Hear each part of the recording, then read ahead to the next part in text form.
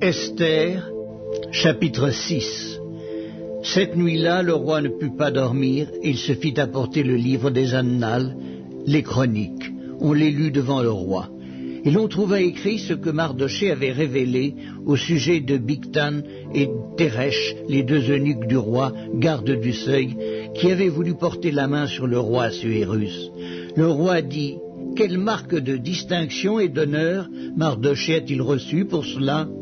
« Il n'a rien reçu, répondirent ceux qui servaient le roi. Alors le roi dit: « Qui est dans la cour ?»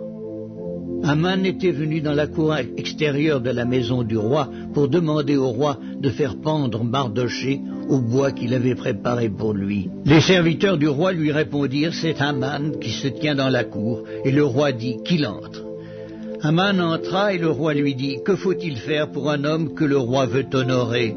Aman se dit en lui-même: « Quel autre que moi le roi voudrait-il honorer ?»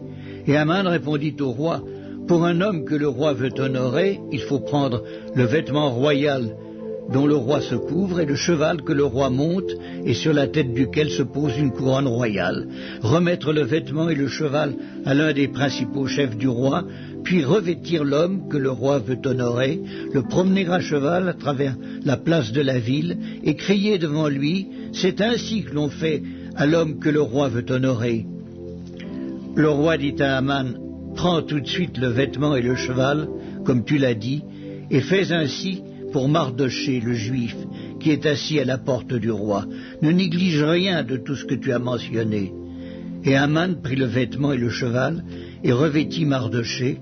Il le promena à cheval à travers la place de la ville, et il cria devant lui: « C'est ainsi que l'on fait à l'homme que le roi veut honorer. » Mardochée retourna à la porte du roi, et Aman se rendit en hâte chez lui, désolé et la tête voilée.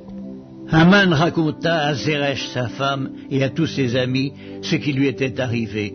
Et ses sages et Zeresh sa femme lui dirent: « Si Mardochée, devant lequel tu as commencé de tomber, est de la race des Juifs, tu ne pourras rien contre lui, mais tu tomberas devant lui. » Comme il lui parlait encore, les eunuques du roi arrivèrent et conduisirent aussitôt Aman au festin qu'Esther avait préparé.